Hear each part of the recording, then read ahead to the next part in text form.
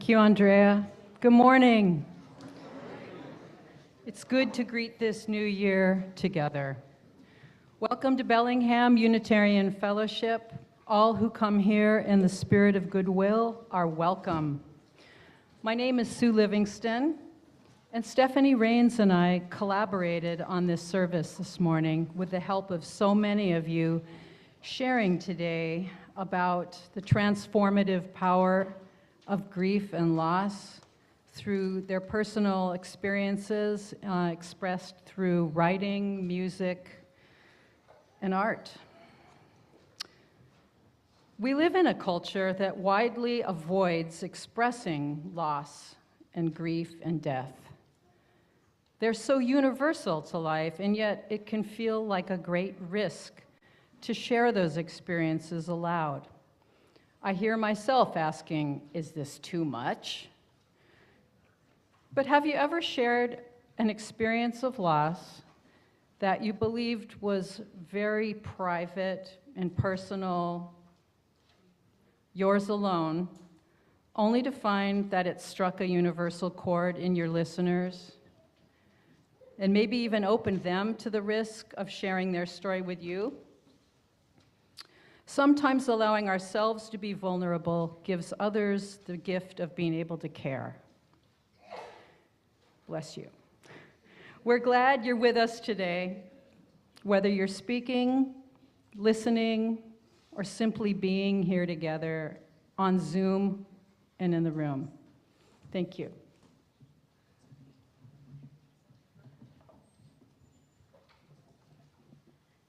Good morning. My name is Steffany Rains. It dawned on me this morning that this is the anniversary of my father's death. And it occurs to me that many of you during this service will have that kind of aha. Later in the service, I will read a poem I've written about my dog, Oscar, who died almost a year ago. On the day he died, we buried him in our garden, and I went to the garden spot to buy a plant to place on his grave. I bought a beautiful white hellebore that is blooming again right now. When I was in the line to pay for the plant, I told the clerk what I was there for. The woman behind me spoke right up and said she was so sorry and offered me a hug. The clerk was nearly in tears and said how losing a pet is the saddest thing. These complete strangers opened their hearts to me. And that happened over and over again when I would tell people that my beloved dog had died. Every time that happened, I felt comforted and less alone. We need each other in times of grief. Today, we have the honor of hearing from members of our congregation on the transformational power of grief and loss. It is likely that their stories will impact you emotionally. We hope that we have provided space, stillness, and lovely music that will allow you to let that happen. We would like to ask that there be no applause. Maybe you will choose to offer thanks or a hug or something like that to some of the people who have taken the risk of sharing their story. Thank you for being part of this beloved community. May your tender hearts be comforted by feeling our connections with each other today. On the screen is art by Marianne Welch. I don't think she's here today. Oh, there you are. Do you want to come introduce your music, your art? Okay. Do you want me to say other things? just tell us about the art.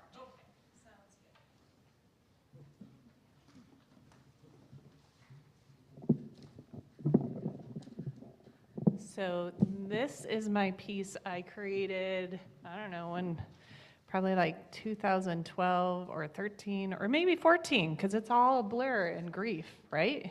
You don't know when you do things for a while. And I created this. This is called The Human Family. When I was 32, my partner Tim died of sarcoma cancer, and like less than 2 weeks to a month. He wasn't diagnosed till like 3 weeks in, and he died a week later. So it's pretty traumatic. At the time, I worked for Lydia Place, and I was also a practicing artist in Bellingham. This is before children, of course, so I could birth things like beautiful art. And this is kind of the story of what happened when my partner passed away. I had this beautiful community of friends and family that just literally embraced me and wrapped themselves around me and carried me until I could carry myself again. So I always hope for everybody in grief that you get part of the human family, because it's too hard to hold by yourself.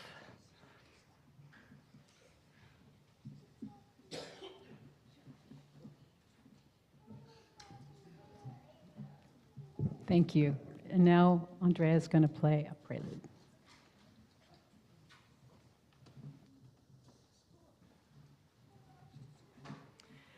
I'd like to share a piece today that I wrote. It's called Nocturne. The Nocturne is a genre of classical music that was created by John Field and made popular by Frédéric Chopin. So this is my modern take on the Nocturne. And as the title suggests, it is a piece for the night. And whether that's the literal night or maybe a dark time for the soul, is why I've chosen it for today. They tend to be quiet, contemplative pieces. And kids, I'm going to invite you all to find a piece of paper and something to draw or write with.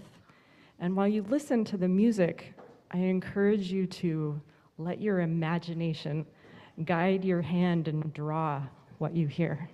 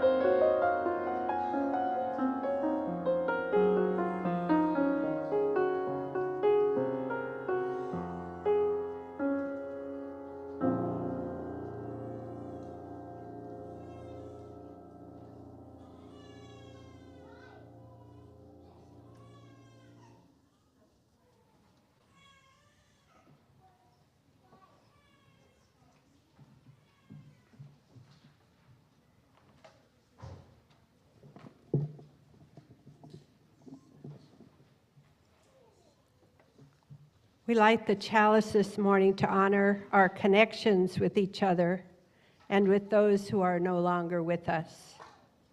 This is a poem by David Gate that speaks to that. Tell me about your person, the one that you lost, the one that you miss. Tell me about their quirks, their habits, and their tics. Tell me about their loves, their magic and their bliss. You don't have to forget or paper the cracks, because grief and gratitude are parallel tracks for a train that doesn't stop. So if your person is a part of you still, tell me their truth. I want to know them because I want to know you. Please join me in saying our covenant. Love is the spirit of civil fellowship, and service gives it life. Celebrating our diversity and joined by quest for truth, we work for peace and honor all creation. This is our covenant. And now Tessie's going to lead us in singing In the Silence by Rick Herman. We'd like to honor and celebrate our memories of Rick today.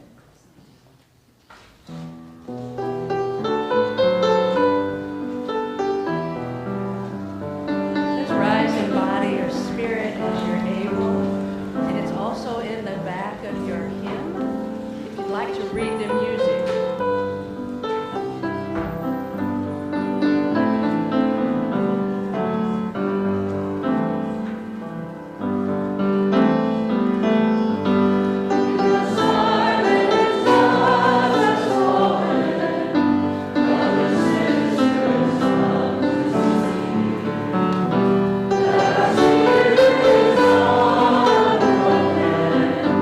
Shelter in us.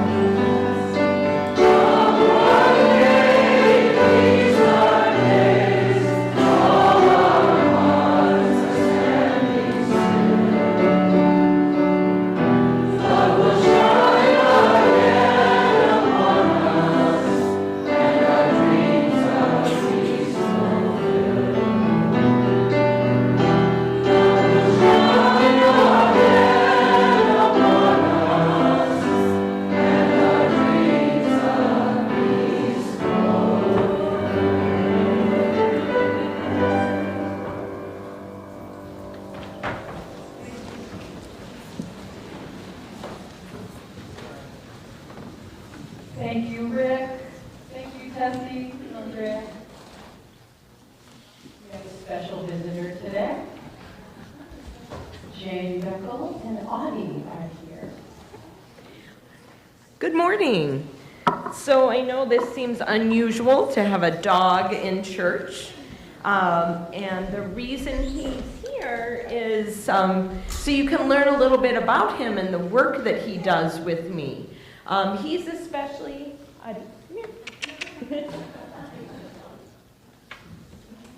He is a specially trained dog. He went to a special dog school, and some dogs that are working dogs, you're not really supposed to pet them, and you should always ask before you pet any dog. Audie is special because he's a dog that kids are allowed to pet. He works with me in a school. I am a school counselor, and I work in a public school, and Audie works with me every day. So I'm a helper in schools. That's what I tell kids. And Audie helps me as well. So if you look at Audie, how do you know he's a working dog? What gives you an idea? It says service dog. Yeah, it does say service dog. He's kind of being a little, come on. No, that's okay. Audie, down. He has a vest, and that gives you an idea that he's a working dog. And I work with kids that might need a little help, and some kids are maybe having a hard time. I did put a picture up here. This was a student I worked with who was a 5th grader. So I talked with this student about, they were going through a really hard time. And so we talked about something called resilience. Resilience is kind of like, even when things are hard, you can get help. And it's kind of like a tree. Trees have roots that go down really deep, and it helps keep them nice and steady, even when there's a big storm. So you can see that at the beginning, they did a picture of the tree standing, and then there was a big storm. And then the last picture, no, don't. Come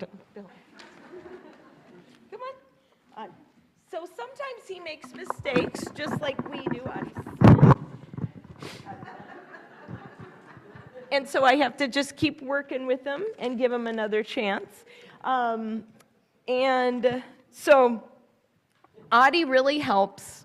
One of the ways he helps is if a student is having a really hard day. Audie, fine. He has certain things that he can do. Audie, lap. He's going to put his paws up here, and then kids can give him a big hug like that, and it can make him feel more comfortable and safe at school. Audie, off. Yes. And I'll show you one other thing that Audie can do.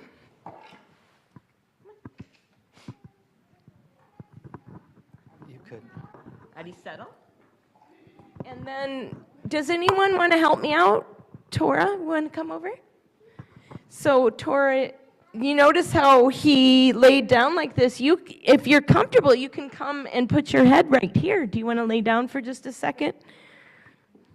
Good boy. Tora, how does that feel when you're near Audie like that? It feels really comfortable. It feels really comfortable? Yeah, and that's great that you felt comfortable doing that. And he usually feels really cozy, and he makes kids feel warm, and so he's pretty. Thank you so much. You did a great job.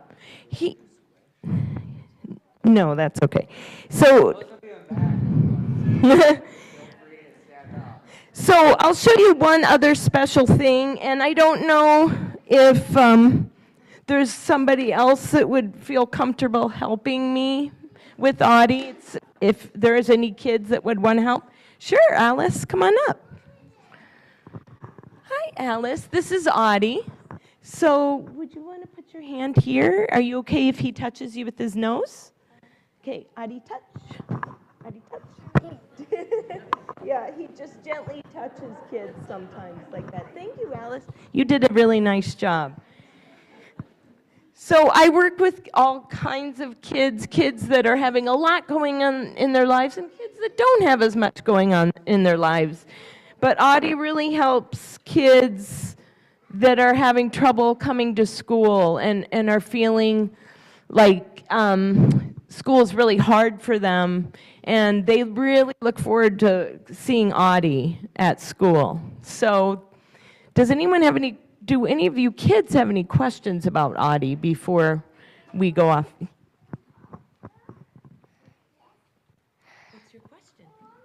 Why, I don't know why he's so fluffy. Oh, oh, she says she doesn't know why he's so fluffy, and that is an important part of him being a working dog. I have to keep him nice and clean, and I have to brush him. Every day when we get to my office, I brush him a little, and he knows that routine. Any other questions about Audie? Yes, Marianne. He never acts, he knows when he's working, he's wearing this vest, and only 2 times has he gotten zoomies at work, and that's when I've allowed him to do it. And I tell you, the kids, I did that outside at recess once with older kids because I didn't want to scare little kids, and they thought it was hilarious, and they still talk about it even though it happened like a year ago. Okay. Yes, Alice, do you have a question?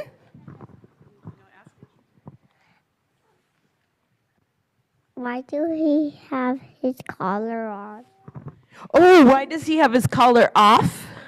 Yeah, he actually has a collar on, you just can't see it very well. Oh, the collar just helps him remember that he always has to be on a leash in school because we never want to scare anybody to have him wandering around school. So that's why he has the collar on. Thank you so much for listening to me talk about Audie. He's really, you can tell he's a really special dog, and I feel really lucky to get to bring him to school. And let's sing to you as you go off to your classrooms, and I'm going to join you up there in just a few minutes.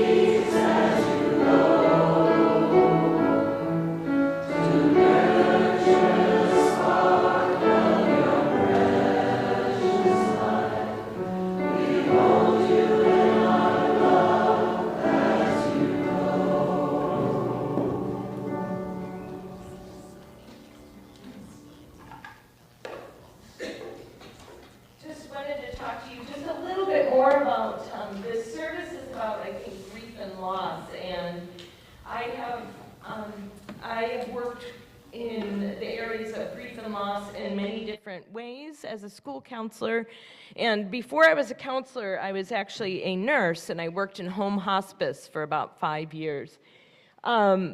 So it's really important to me to be able to honor kids who are going through really hard times, and I just have a few examples. I worked with a group of 4th graders. It was 5 different kids, all of whom had had a parent die at some time in their lives. And so I got to work in a small group, which is about 8 weeks long. And one of the things I like to do is I talked about when their loved one died, what kind of feelings they had. And so this is a student just who had a different group of feelings that I had them make a key. So you can see sad, worried, safe, mad, and angry. So it's really important to help, my message always to kids is there are uncomfortable feelings and comfortable, but never are there bad feelings. And it's okay to be mad, and that's normal for them. So that's just an example of helping kids to be able to express themselves. This one, I don't know if you can read it, but it says, I missed my mom. She died. It made me sad. And this was a boy, he was in 3rd grade, and I do have permission to have his picture up here.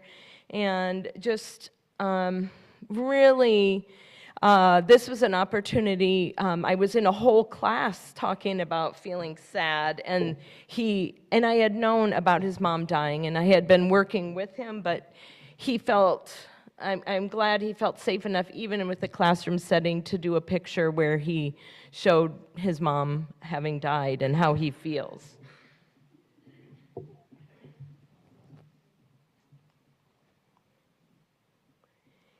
And this is another picture, and it just shows the different kinds of loss, not just death, but that kids experience. And I know you're all aware that kids experience these various kinds of losses. Incarceration, when a parent is deployed, when somebody has to move or gets evicted. Those are all kind of the losses that I've worked with kids in the school system. But this particular one, the little boy, he told me, I couldn't really tell what the picture was, so I asked him to tell me about it. And he said, here he is on a boat, and he's putting down a hook to help his dad who was in jail. So just the powerfulness of kids expressing things in that way, it's just something I kind of hung on to some of these pictures. I think that's the last of my pictures. So thanks for listening and being patient. Audie is, he's a little out of practice because I've been off for a few weeks. So thank you. Come on, Audie.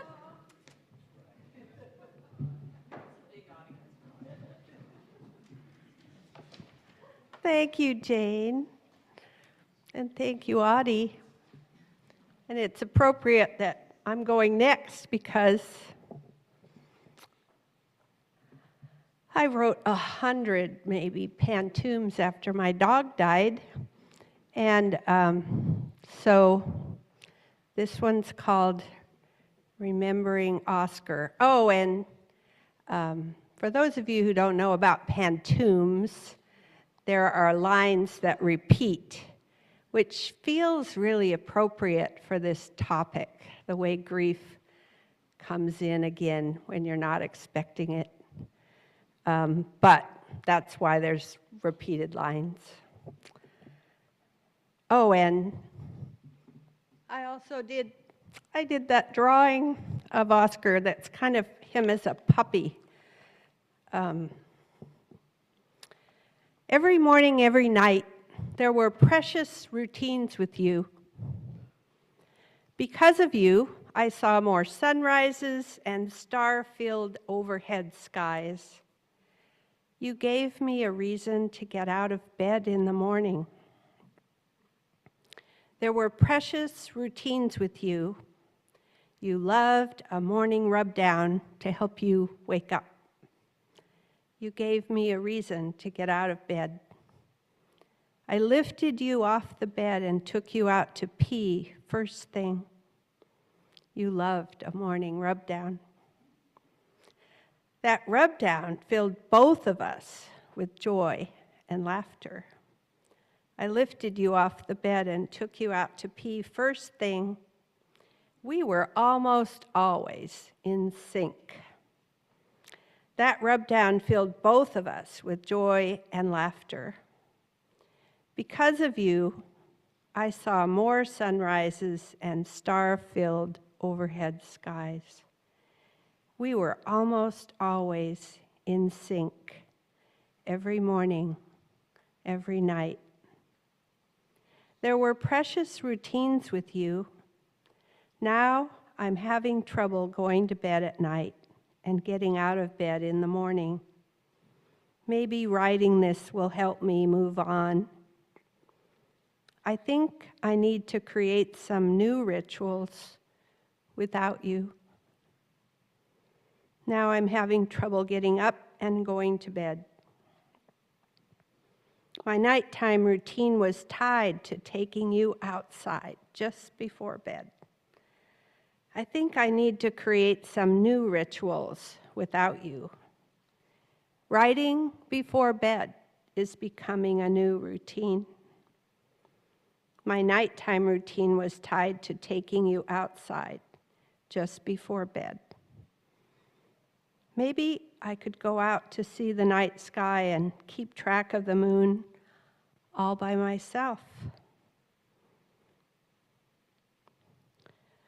Writing before bed is becoming a new routine. Claiming my sadness makes it feel less heavy. Maybe I could go out to see the night sky and keep track of the moon all by myself.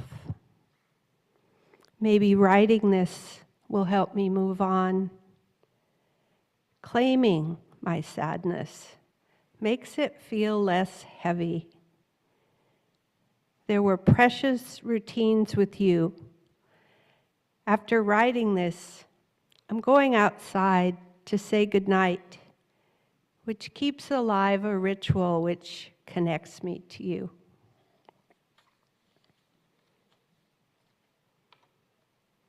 I wrote that probably 6 months ago, so it has been a little less intense. Although the other thing I'm noticing is anniversaries are tough. It's almost the anniversary of his death. Okay, what am I doing next? I can sit down. Thank you, Steffany. Next, Scott Heiss will share a poem with us called Branch and Blossom, accompanied by Steffany's watercolor called Green Branch.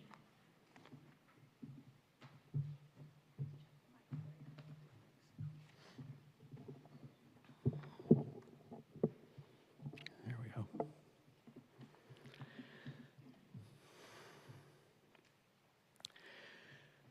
When my first wife, Marianne, and I were both 45 years old, she died from metastatic breast cancer.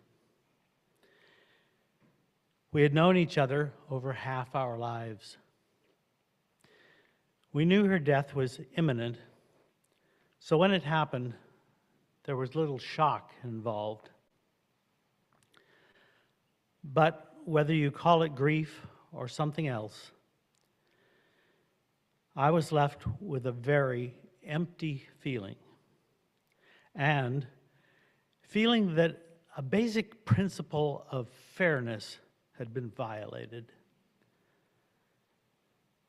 This was not fair to her.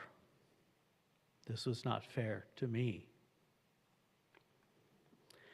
It is hard for me to imagine anyone going through such a period without being transformed.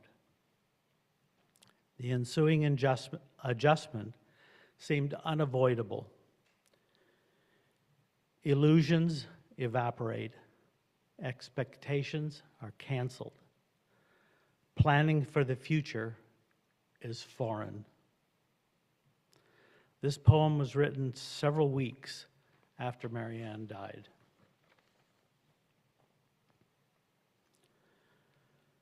First, I am the branch, and you're the blossom.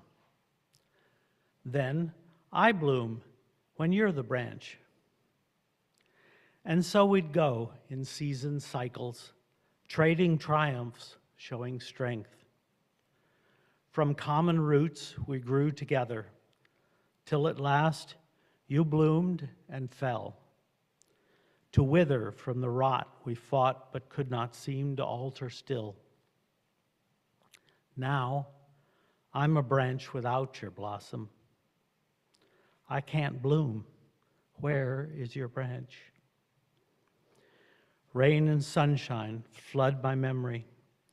Splash and sparkle come and gone.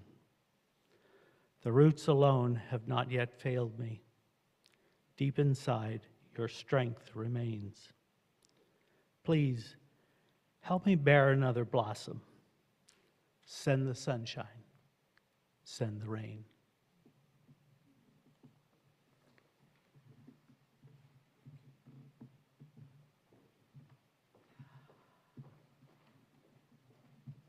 Thank you, Scott. Did we plan this order? What were we thinking? I think of loss as a journey. It pulls me from what I know into what I don't yet know. Sometimes it takes crossing the transformational fire of deep loss to reach new life. One October, after a diagnosis of aggressive cancer, writing this poem became a way of saying goodbye to what I would be losing before a double mastectomy that would save my life. And I was wrapping my head around this surreal appointment I'd made while John and I were walking through golden leaves falling in the Western Sierra. The poem's called Fall Excisional. Farewell, my beauties. We part beneath a knife. You've graced me, and I've loved you well, but I must choose my life. I will not have us carved into and poisoned left to fear the journey down the road should the shadows reappear.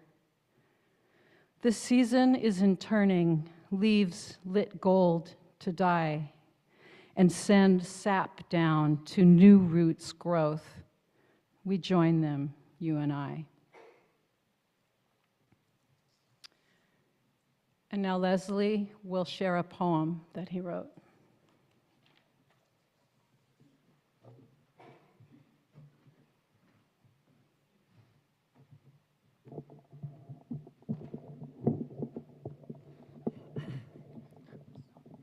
Don't knock my teeth out. Okay. Meander scar is probably a term that a lot of people don't know.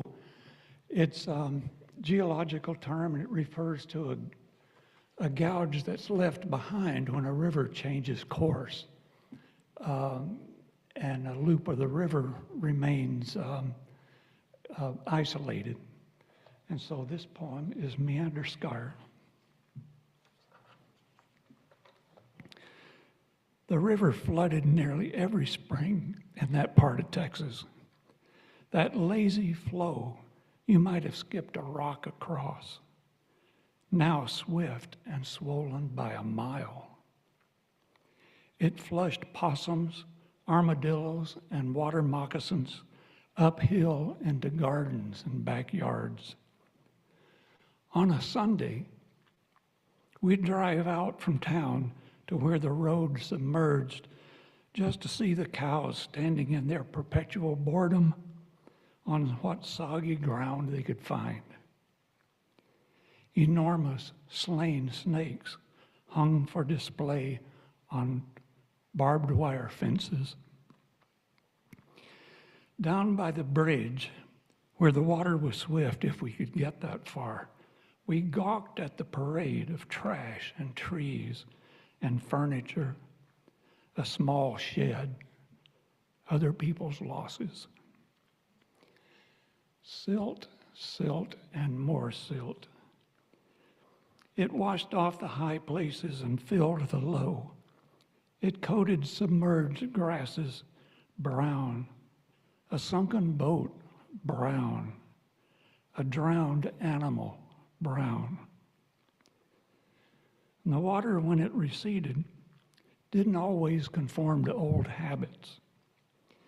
That place where it used to loop to the north and back again in the space of an acre, that place where you sat with your dog and tackle box watching the water swing by, catching nothing and not caring. That place is a stagnant ark now, fit for frogs, crawdads, and cattails. It's been said life is a river. It swells and shrinks, changes course without asking permission, maybe leaves a scar.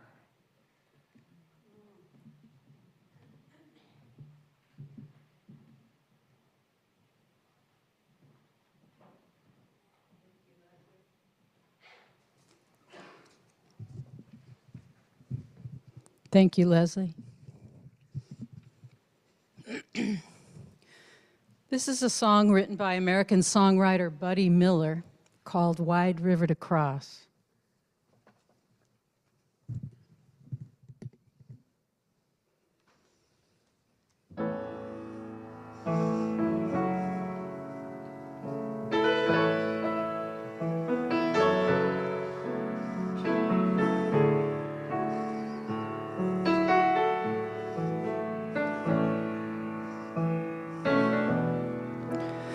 There's a sigh in the wind blowing down the road I've been. I can hear it cry while shadows steal the sun. But I cannot look back now. I've come too far to turn around. And there's still a race ahead that I must run. I'm only halfway home. Gotta journey on to where I'll find the things I have lost. I've come a long road, but still I've got some miles to go. I've got a wide river to cross.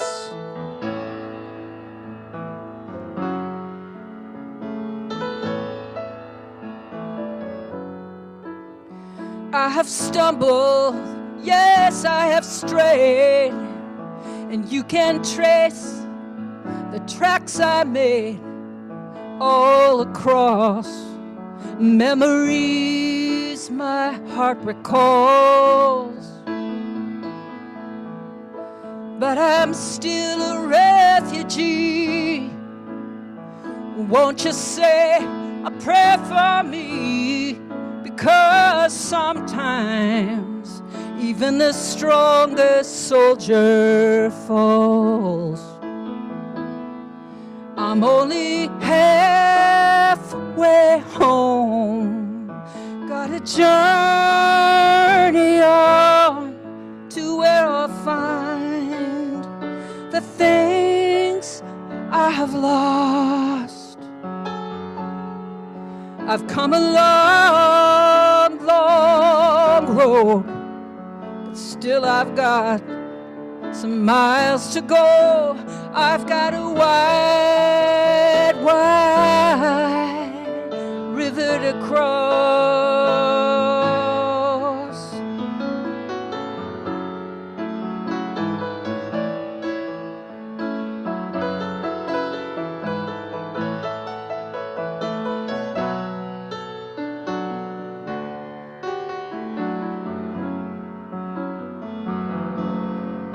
I'm only halfway home, have to journey on till where I'll find all I have lost. I've come a long, long road, but still I've got some miles to go, 'cause it's a wide, wide river to cross. Yeah, it's a wide, wide river to cross.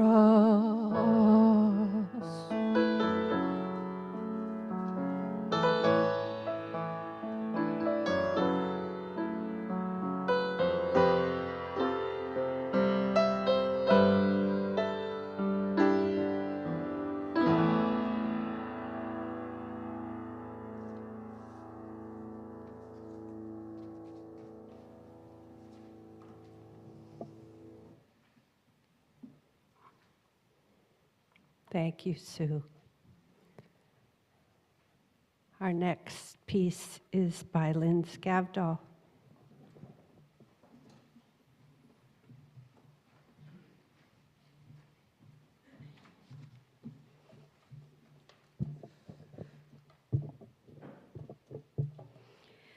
Wendell died 41 years ago. He shot himself. Still, after all these years, I feel sad, especially on the anniversary of his death.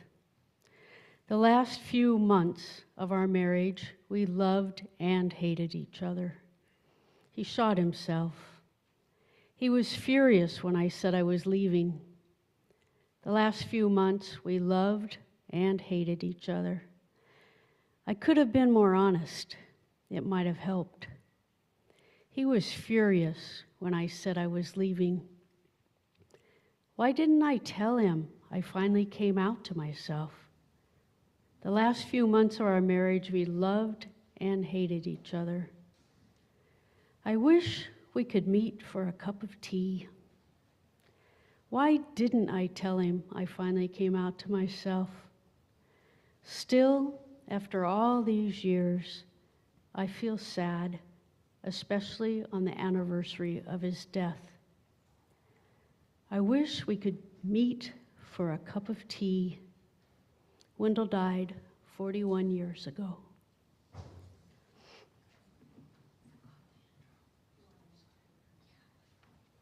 I forgot my intro, a little nervous. I wanted to, before I started, to thank Tom Nichols and the other participants in the grief workshop that we had early in December. It was immeasurably helpful to me, and I think to the other participants. And thanks, Tom, for doing that.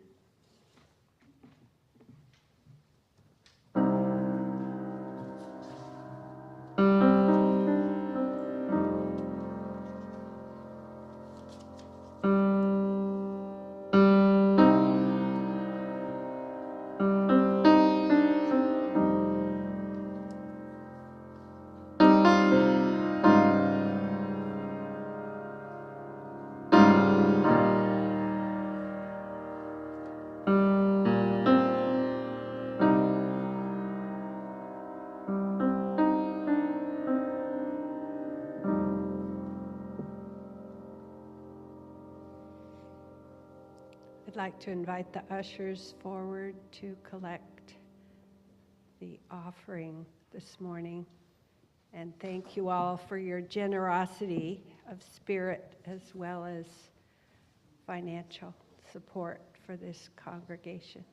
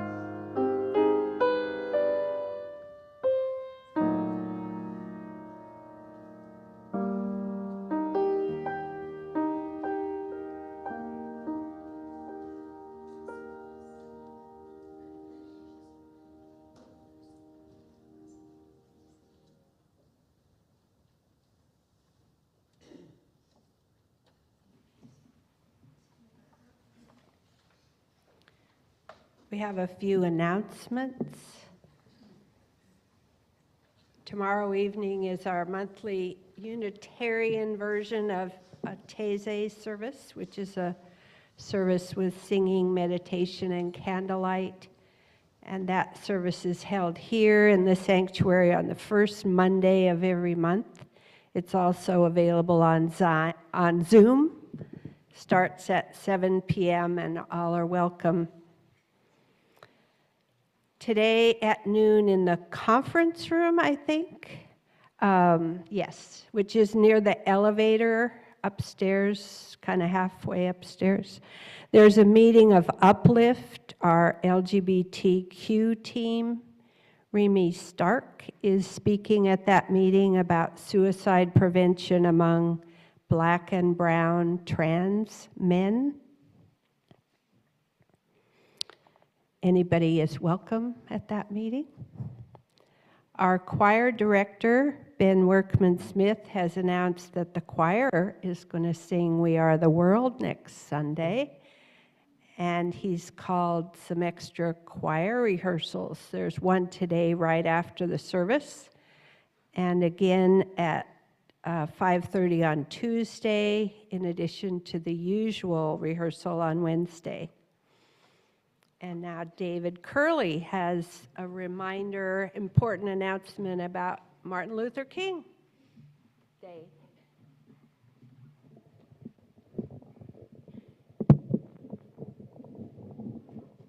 Thank you, Steffany. Black Lives Matter would like to invite you to 3 events this month. The first is Friday, January the 17th. It will be a critical examination of how we commemorate Reverend Dr. Martin Luther King, Jr., and how we fail to remember him. Monday, the 20th, we'll have a commemoration. Go figure. In music and in words, the keynote speaker is Dr. Cislina Ledbetter, who is Vice President of Western Washington University for Counseling, Health, and Wellness. And she is always good to listen to. And finally, on Sunday, the 26th, our own Reverend Mel Hoover, Reverend Dr. Rose Eddington, and Lucy Kesterson, sorry, I suddenly lost. Kesterson will lead us in a re-examination and recommitment to Beloved Community called Beloved Community Promises and Practices, and we'll continue that re-examination and recommitment in a class that we invite you all to come to in February. In classes, thank you.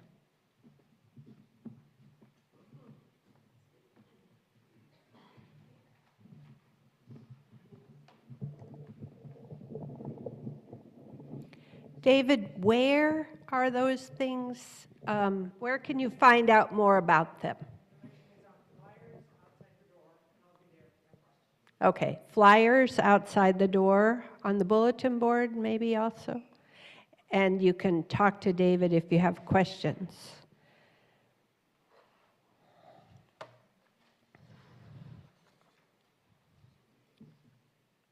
I'm sharing a poem from Betty Scott, who is a member of this congregation, who is a fabulous poet. I should have figured out a way to show you that her poem was one of those, there's a word for it, anyway, that it's figurative in addition to the words. And the art on the screen is a piece of mine called Still Shining. This poem is called When I'm at That Crossroad Again.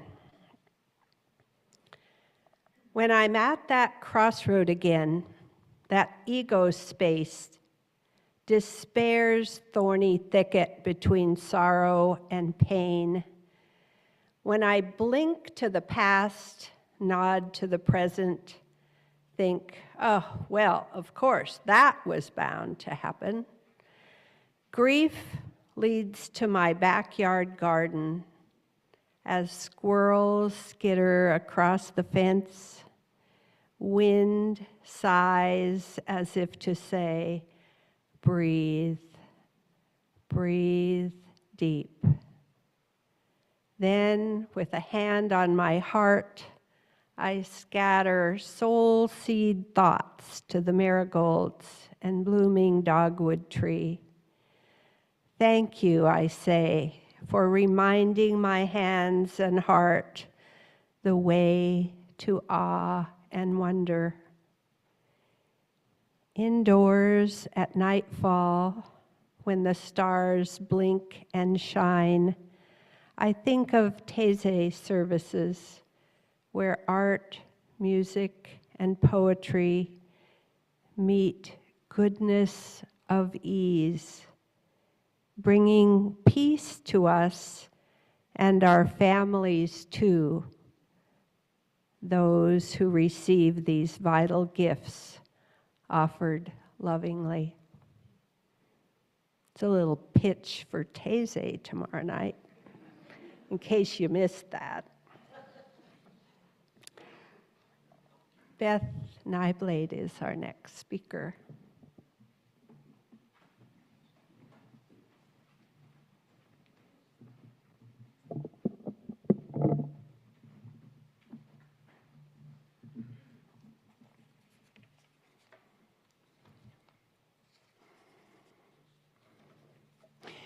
This is a eulogy that I wrote and delivered at a funeral for a friend who died by suicide. I have called him John. There is no right way to grieve. There is only your way and my way. There are other ways, other paths, other journeys, but all lead on. We are mammals, and we bond to each other. We are a pack, a herd, a gathering, a congregation. We bond with each other. It is the loss of that bond that is the true meaning of bondage. There is always more than one party to a death. The person who dies is one party, and we who are the survivors of this death, we meet in grief. Grief is not always sad. Grief can be angry and tear at our hearts, demanding a pound of our own flesh. Our grief can be anger with the departed for leaving us or failing us or abandoning us to a world that is poorer without him. Our grief can be anger with ourselves for failing to reach him or save him or make his moments more meaningful, more joyous, more satisfying. We live with angry grief that comes and goes, comes and goes. The measure of my anger at John is the measure of how much John mattered to me, how much his presence, his happiness, his being mattered. John mattered, so we are angry at John, at ourselves, at each other. Grief is not always sad. Grief can be terrifying and terrified. Could I reach that moment in time when my pain is so exquisite, my loss of hope so final, that I could take my own life? I am terrified that I could come to that point. For I am human, as John was human. Sanity does not hold us back from suicide, and the love of others, even the love of ourselves, does not bring us solace for John's death. John is not different from us because of his mental illness. Not all those with mental illness kill themselves, and not all of those without a recognized mental illness decide to go on living. Mental illness is no dividing line between two kinds of humanity. We are all heir to the slings and arrows of our life, and mental illness is only a pathway among many of fortune's pathways ahead of us. No one guarantees that today's sanity will be with us forever, or that today's mental illness will not be controlled or cured by tomorrow. John made a choice, as we all make choices. His choice is terrifying to me, but life is terrifying at times, and death is always a part of life. Death is terrifying to me today, but I hope to be better prepared when my time comes. Grief is not always sad. Sometimes grief is confused, guilty, lonely, isolated. Sometimes grief is in denial, defensive, arrogant, judgmental. Sometimes grief unties our hearts from the long-time moorings of custom and tradition and demands we follow a new path over uncharted waters with no way of knowing when or if we will return to our comfortable and familiar moorage again. Sometimes grief is a pagan spiral, the spiral dance of life, taking us past familiar landmarks that are dressed in new clothes for a new season. Sometimes the spiral dance takes us through familiar landscapes where everyone else now speaks an unfamiliar language. This is the dance of the seasons, and we recognize that our lives follow a familiar circle. We are born, raised, go forth from the homes of our family, yet try to stay connected. We try to become ourselves, yet we recognize that our families are still inside us. But there is no season for suicide. We mourn the death of our elders who have died full of years, honored by family and friends, but our grief is tempered by the knowledge that they accomplished the goal of living a full life. When we mourn the death of children or young adults who die unexpectedly from disease or injuries, our grief is expanded by shock. We mourn their loss of the expected years and familiar joys, and we mourn our loss of them in our own remaining years. Our grief includes anger for the injustice that they and we were denied the full circle of life by their early death. There is no season for suicide, and our shock at an untimely death is doubled because death was chosen. Someone who kills himself has denied that his life was worth living, denied that there was hope for the future, denied that love was enough.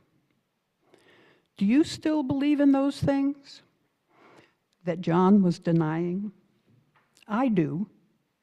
John's death is a denial of those things we want to believe about ourselves and about others. There is no easy answer to my grief. You cannot take it away from me, and you should not try. You may share my grief, but not fix it, or kill it, or even heal it. Grief is not the enemy. There are no enemies here. Perhaps death is not the enemy either. None of us will get over our grief for John. We will get through our grief, you going your way, and I going mine.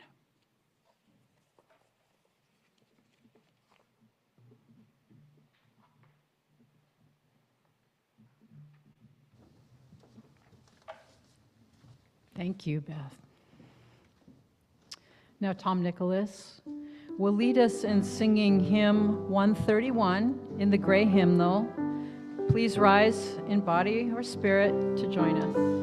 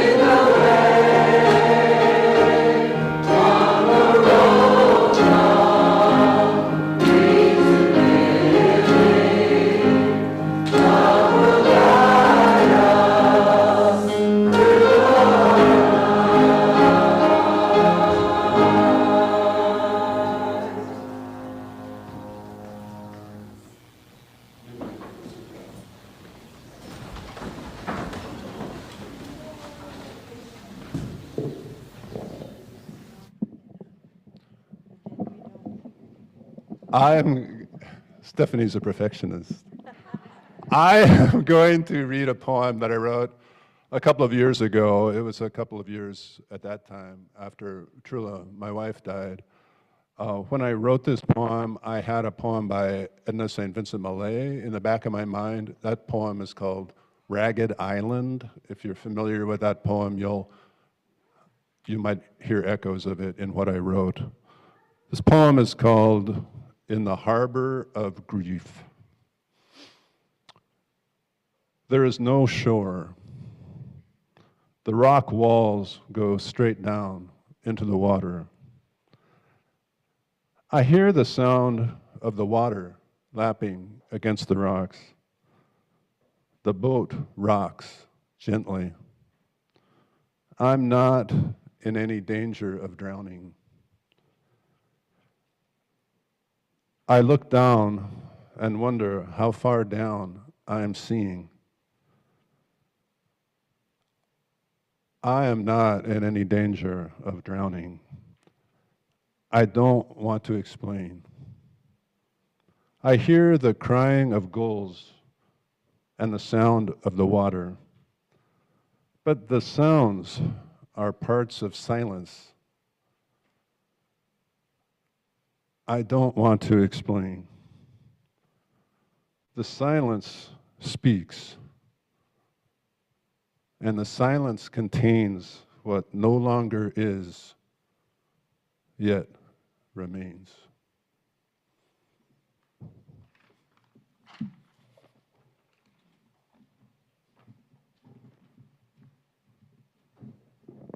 Thank you, Tom. Anna Matheson will now share her writing with us, and above her is a slide of Liz Morrow's quilt titled Spiral Dance.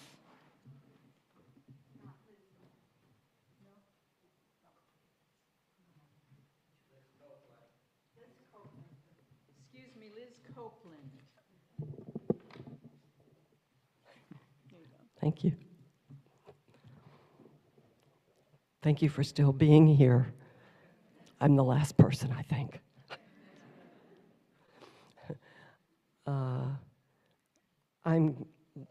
I am a reader of something called The Sun magazine, a monthly magazine that comes out of North Carolina.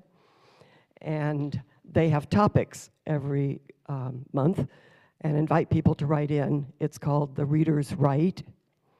And the topic that I got published for and I'm going to read today is called That Night. It was published in 2017. My parents designed the house where I grew up. At the center was a well-stocked bar that opened on all four sides to the living room, dining room, and two patios. Both of my parents were alcoholics. My dad would retire to bed soon after dinner. My mother always stayed up and continued drinking. As the oldest of four children, I was the primary target of her verbal abuse. After I became an adult, I realized I could set clear boundaries with her. We never spoke after 5 p.m., her cocktail time, and I stopped staying at the house where I grew up overnight. When she was sober, my mother was a delightful, intelligent, inquisitive companion whose presence both my sons and I thoroughly enjoyed. She was an avid reader, bridge player, tennis player, and the perfect party hostess. During the final stages of lung cancer, she had smoked most of her life. My mother took to her bed and prepared to die. Over the last 2 weeks, I once again spent nights at my childhood home in my old bedroom, and I got to spend more time with my mom. She was no longer able to drink excessively, but every night at cocktail time, she drank her small glass of scotch on the rocks. My mother thanked me for staying by her bedside, where I would knit, read, or sometimes simply sit quietly. This was before cell phones and iPads. We spoke very little. Nothing needed at that point to be said. I had forgiven her a long time ago, and I understood some of the suffering that she had endured. Her mother had died when she was only 7, and she also had a lot of suffering as an adult.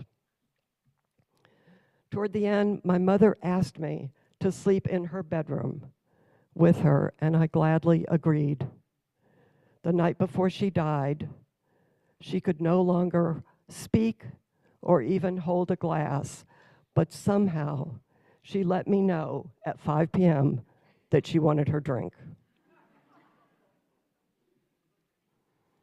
I held the glass of scotch to her lips while she took one last sip.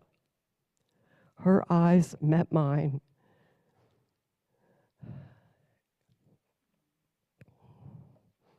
And in that sacred moment, there was no separation between us. There was no mother or daughter, no past or future, nothing to forgive, nothing to say, nothing to do. Someone holding a drink and someone else receiving it. She fell unconscious soon afterwards and died peacefully the next morning, surrounded by her children. Thank you.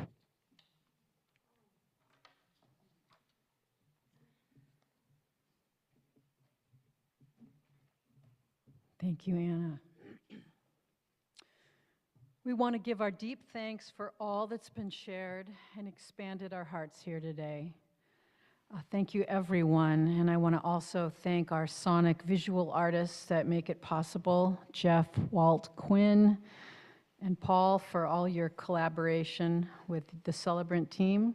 And thank you, everyone, for circling around each other today to share, bear witness, and know ourselves more fully, and enter this year together, grounded in the trust that grief and loss are part of the circle of life. Now let's circle around in body and in spirit and sing our closing song, Circle Round.